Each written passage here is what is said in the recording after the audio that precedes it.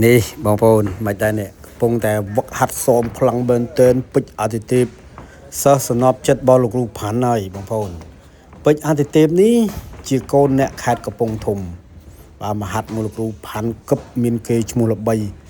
ដឹងបងប្អូននឹងថាល្បីដោយសារអីដោយសារតែកីឡាកររូបនេះឯងវាយអត់មានលក្ខស្នៀតលក្ខក្បាច់លក្ខកម្លាំងលុយតិចវាយបែបតិចលុយច្រើនវាយបែបច្រើននេះអស់ទេបងប្អូនឲ្យតែលោកគ្រូផាន់តែវាយដឹងតែពីវាយប៉ុន្តែអ្វីដែលជាការចាប់អារម្មណ៍ពីសំណាក់អ្នកស្រឡាញ់គុណខ្មែរនិងតាមដានគុណខ្មែរគាត់ឆ្ងល់ពេជ្រអាទិទេពហេតុអីក៏ពេលតែប៉ះហាន់ពីរដូចអាភាពស៊ូសរបស់គាត់ហ្នឹងដូចអត់បានច្រើនបងប្អូនបាទជួបលើកទី1រាប់បោះហាន2ហើយគេនឹកស្មានមិនដល់ទេសង្វៀនរបស់ Extreme ថាហាន2អាចបែកអាទិទេពឲ្យរាប់នឹកស្មានមិនដល់ដាក់លើកទី2សម្រាប់ការសងសឹកចាញ់ទៀតបាទប៉ុន្តែចាញ់របស់គាត់មិនមែនចាញ់បែបអត់ល្អមើលណាមានន័យថាគាត់បីអស់ហើយអស់ពីពោះអស់ពីពងហើយនឹងសម្រាប់ពេជ្រអាទិទេពបាទនឹង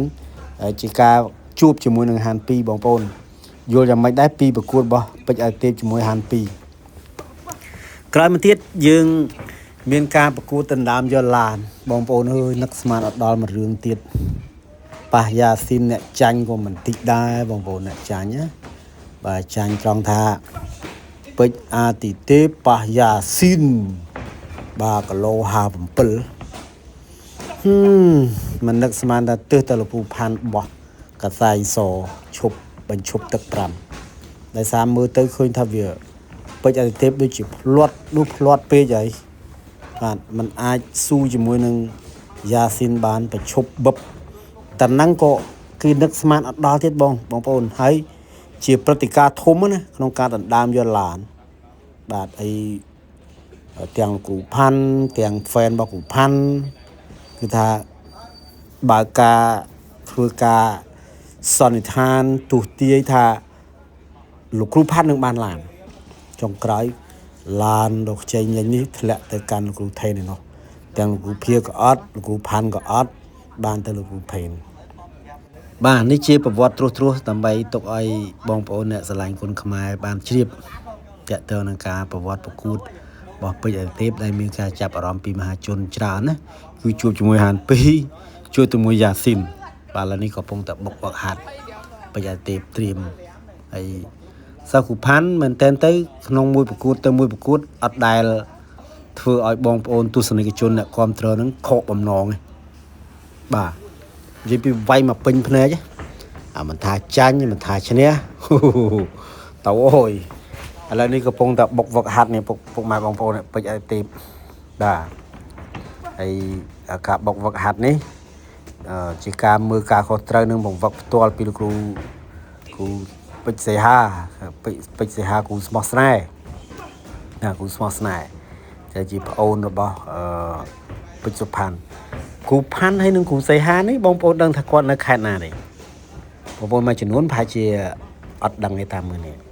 អញ្ចឹងខ្ញុំជម្រាបជូនណាស្រុកកំណើតកើតជាគាត់នៅយើងព្រៃកបាស់ព្រៃកបាស់អូនៅព្រៃកបាស់ខេត្តណាបាទព្រៃកបាស់ខេត្តតាកែវបាទអ្នកខេត្តតាកែវតាអ្នកខេត្តតាកែវមិននឹកស្មានណា